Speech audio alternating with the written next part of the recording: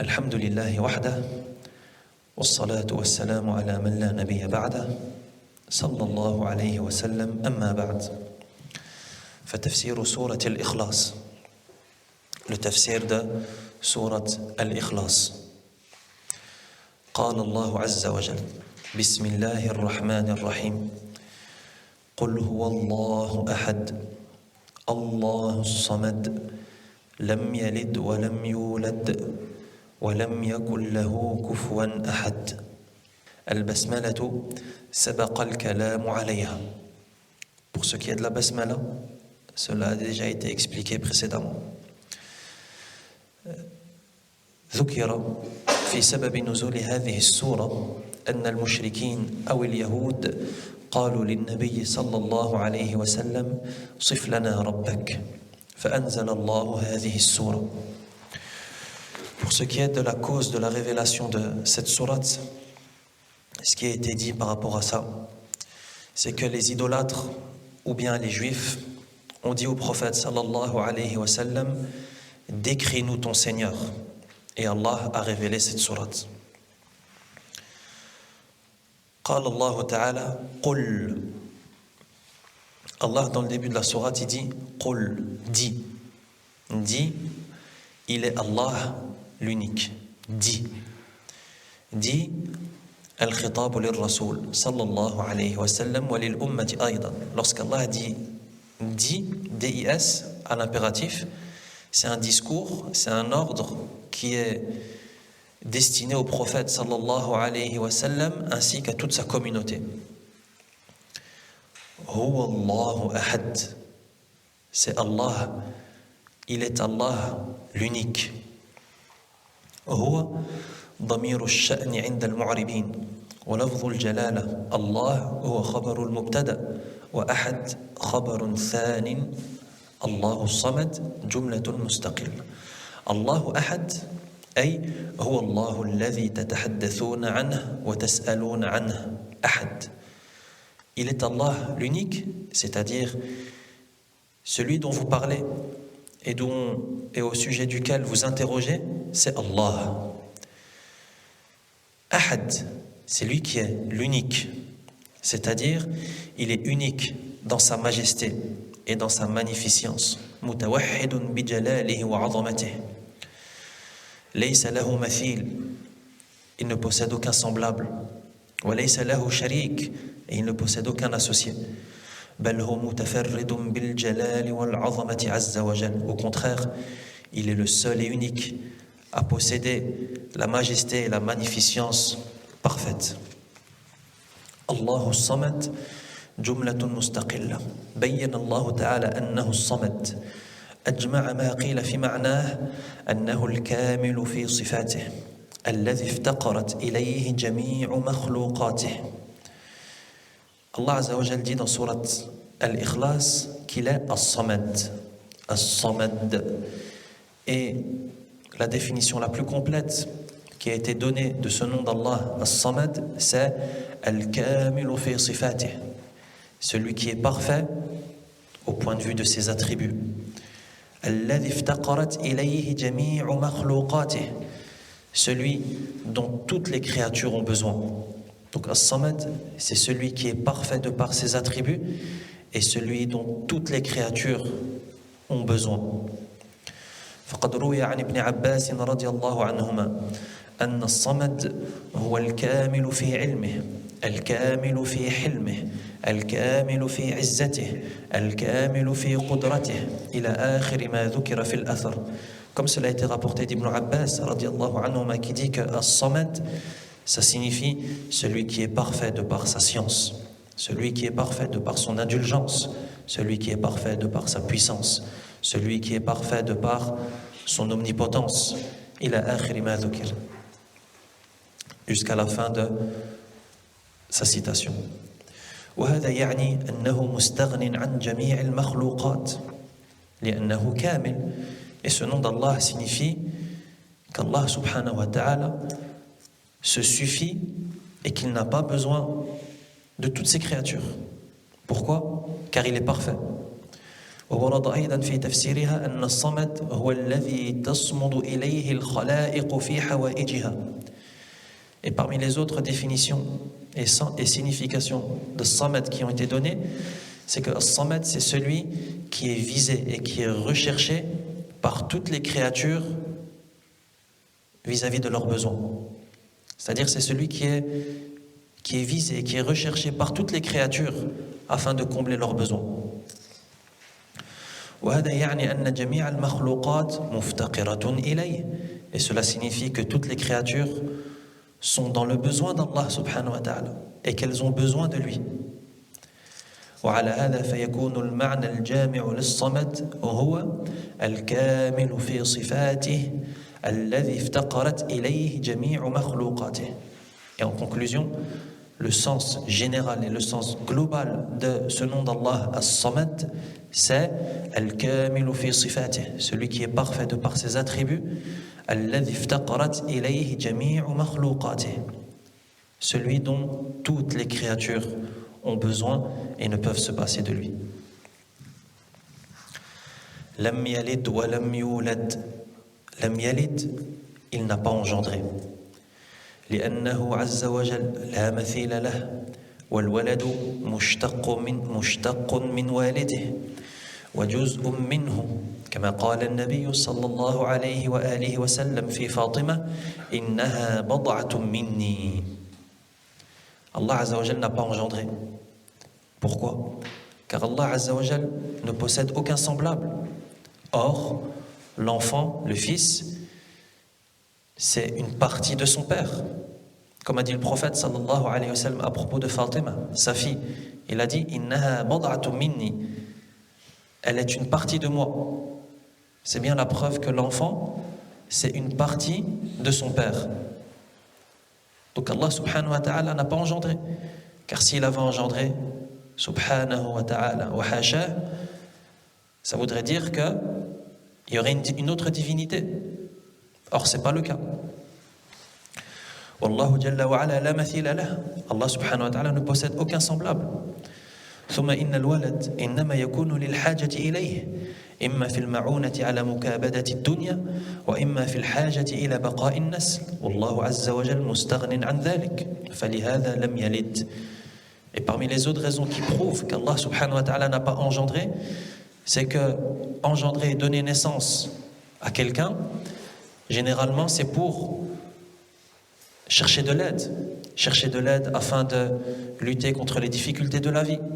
Les gens ont des enfants pour les aider. Ou bien encore, le fait de perpétuer sa progéniture, sa descendance. Or, Allah subhanahu wa ta'ala n'a pas besoin de toutes ces choses. Il n'a pas besoin d'aide, subhanahu wa ta'ala. Et il n'a pas besoin d'une descendance, azza wa jal. Il n'a pas besoin d'aide. فَلِهَذَا لَمْ يَلِدْ. Et c'est la raison pour laquelle il n'a pas engendré, subhanahu. لأنه لا مثيل له, car il n'existe aucun semblable, il ne lui existe aucun semblable. ولأنه مستغن عن كل أحد عز وجل, et car il se passe largement et il n'a besoin de personne. وقد أشار الله عز وجل إلى امتناع ولادته أيضا في قوله تعالى أن يكون له ولد ولم تكن له صاحبة وخلق كل شيء وهو بكل شيء عليم. فالولد يحتاج إلى صاحبة تلده وكذلك هو خالق كل شيء فإذا كان خالق كل شيء فكل شيء منفصل عنه وبائن منه. Et parmi les autres indications qui viennent prouver qu'Allah subhanahu wa ta'ala n'a pas engendré, il y a également le verset 101 de Surat Al-An'am dans lequel le Très-Haut dit Anna yakunu lahu walad. Comment est-ce qu'il pourra avoir un enfant? وَلَمْ تَكُنْ لَهُ صَاحِبًا, alors qu'il n'a pas eu de compagne. وَخَلَقَ كُلَّ شَيْءٍ, et alors qu'il a tout créé. وَهُوَ بِكُلِّ شَيْءٍ عَلِيمٌ, et il est celui qui sait absolument tout. Donc dans ce verset, Allah subhanahu wa ta'ala dit que, et nous fait comprendre que l'enfant, pour qu'il y ait enfant, il faut qu'il y ait compagne qui engendre cet enfant. وَكَذَلِكَ هُوَ خَالِقُ كُلِّ شَيْءٍ, alors que Allah subhanahu wa ta'ala a tout créé. Et la création d'Allah, elle est dissociée d'Allah. Donc comment est-ce que Allah subhanahu wa ta'ala aurait pu engendrer si le créateur et la création sont dissociés? وفي قوله تعالى لم يلد رد على 3 طوائف منحرفة من بني آدم وهم المشركون واليهود والنصارى. Lorsqu'Allah Azza wa Jal dit Lam yalid, il n'a pas engendré, il y a en cela une réfutation à 3 catégories de gens. À 3 catégories de gens parmi les fils de Adam, qui sont les idolâtres, al-mushrikoun, al-yahoud, les juifs, et al-nasara, les chrétiens. Allah réfute ces 3 catégories de gens. Et le détail de cela. فإن المشركين جعلوا الملائكة الذين هم عباد الرحمن إناثا وقالوا إن الملائكة بنات الله. Pour ce qui est des idolâtres, eux ils ont dit que les anges qui sont les créatures d'Allah et les adorateurs d'Allah et les serviteurs du Ar-Rahman, du tout miséricordieux, ils ont dit que ces anges c'était des filles et qu'elles étaient les filles d'Allah subhanahu wa ta'ala. وأما اليهود فقالوا عزير ابن الله. Quant aux juifs, eux ils ont dit que Uzair c'est le fils d'Allah. والنصارى قالوا المسيح ابن الله. Et les chrétiens ils ont dit que le Messie, c'est-à-dire Isa alayhi salam, c'est le fils d'Allah. فكذبهم الله بقوله لم يلد ولم يولد. Allah Azza wa Jal les a tous démentis en disant لم يلد ولم يولد. Il n'a pas engendré et il n'a pas été engendré. لأنه عز وجل هو الأول الذي ليس قبله شيء فكيف يكون مولودا.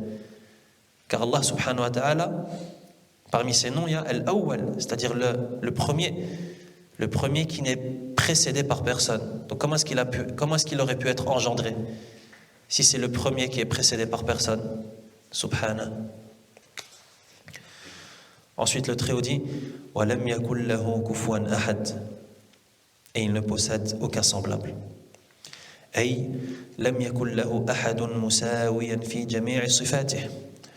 فنفى الله سبحانه وتعالى عن نفسه أن يكون والدا أو مولودا أو له مثيل. Le Très-Haut dit qu'il n'y a personne qui lui est équivalent ou identique, et cela pour chacun de ses attributs. C'est-à-dire que personne n'est identique ou équivalent à Allah subhanahu wa ta'ala dans ses attributs. Donc Allah subhanahu wa ta'ala dément et renie le fait qu'il soit le père, qu'il soit fils ou qu'il possède un semblable. وهذه السورة لها فضل عظيم. Cette sourate, sourate al-Ikhlas, elle possède un grand mérite. قال النبي صلى الله عليه وسلم إنها تعدل ثلث القرآن. Le prophète صلى الله عليه وسلم dit à propos de cette sourate qu'elle équivaut au tiers du Coran. لكنها تعدله ولا تقوم مقامه فهي تعدل ثلث القرآن. Elle équivaut au tiers du Coran, mais elle ne remplace pas le tiers du Coran. Elle équivaut donc au tiers du Coran. Pourquoi? لكن لا تقوم مقام ثلث القرآن بدليل أن الإنسان لو كررها في الصلاة الفريضة 3 مرات لم تكفيه عن الفاتحة مع أنه إذا قرأها 3 مرات فكأنما قرأ القرآن كله لكنها لا تجزئ عنه. Donc surat al-Fatiha, elle équivaut au tiers du Coran, mais elle ne remplace pas le tiers du Coran. Et c'est 2 choses différentes auxquelles il faut faire attention, et il faut bien faire la distinction entre ces 2 choses. Équivaloir, ça ne veut pas dire remplacer. Surat al-Ikhlas, elle équivaut au tiers du Coran, mais elle ne le remplace pas. La preuve à cela, c'est que la personne, si dans sa prière, elle répète 3 fois Surat al-Ikhlas. Elle répète 3 fois Surat al-Ikhlas. Dans la prière obligatoire. Est-ce que ça le dispense de réciter Surat al-Fatiha? Non. Pourtant, si Surat al-Ikhlas remplaçait le tiers du Coran, s'il la répète 3 fois, c'est comme s'il avait lu tout le Coran. 3 tiers, il l'a lu en entier. Donc si tu lis 3 fois Surat al-Ikhlas, c'est pas comme si tu avais lu tout le Coran. La preuve, c'est que si tu fais ça en prière, ta prière elle n'est pas valide. Pourquoi? Parce que tu n'as pas récité le Fatiha. Donc le Surat al-Ikhlas, elle ne remplace pas le tiers du Coran. Lakin elle équivaut au tiers du Coran. Elle équivaut au tiers du Coran. Donc bien faire la différence entre équivaloir et remplacer. Le cheikh donne un autre exemple. Il dit قال النبي صلى الله عليه وسلم من قال 10 مرات لا إله إلا الله وحده لا شريك له له الملك وله الحمد وهو على كل شيء قدير فكأنما أعتق 4 أنفس من بني إسماعيل أو من ولد إسماعيل ومع ذلك لو كان عليه رقبة كفارة وقال هذا الذكر لم يكفيه عن الكفارة فلا يلزم من معادلة الشيء للشيء أن يكون قائما مقامه في الإجزاء. Le prophète sallallahu alayhi wa sallam dit que celui qui dit 10 fois La ilaha illallah wahdahu la sharika lah lahul mulk wa lahul hamd wa huwa ala kulli shay'in qadir, c'est comme s'il avait délivré et affranchi 4 esclaves. Imaginons quelqu'un qui a une kafara, qui doit faire une expiation, et cette expiation, elle consiste à affranchir des esclaves. S'il dit ce dhikr 10 fois, est-ce que ça le dispense de son expiation, d'affranchir des esclaves? Non. Pourquoi? Parce que ce dhikr, il équivaut à affranchir 4 esclaves, mais ça ne remplace pas le fait d'affranchir 4 esclaves. Donc bien faire la différence entre équivaloir et remplacer. Surat al-Ikhlas, elle équivaut au tiers du Coran, mais elle ne remplace pas le tiers du Coran.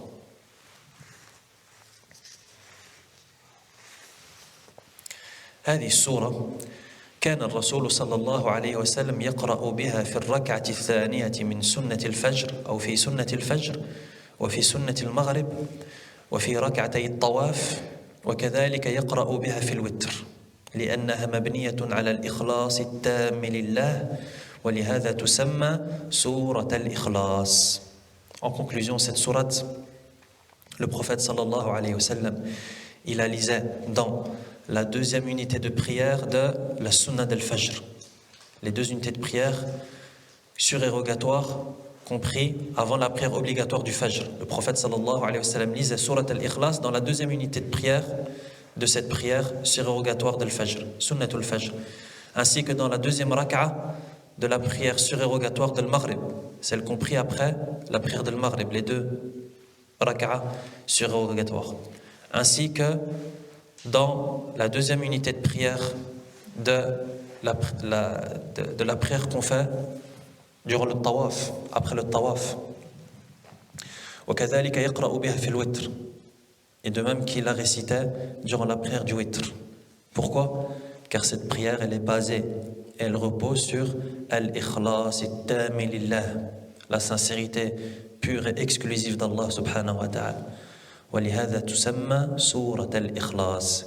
Et c'est pour ça que cette sourate a été appelée Al-Ikhlas, sourate Al-Ikhlas, la sourate de la sincérité.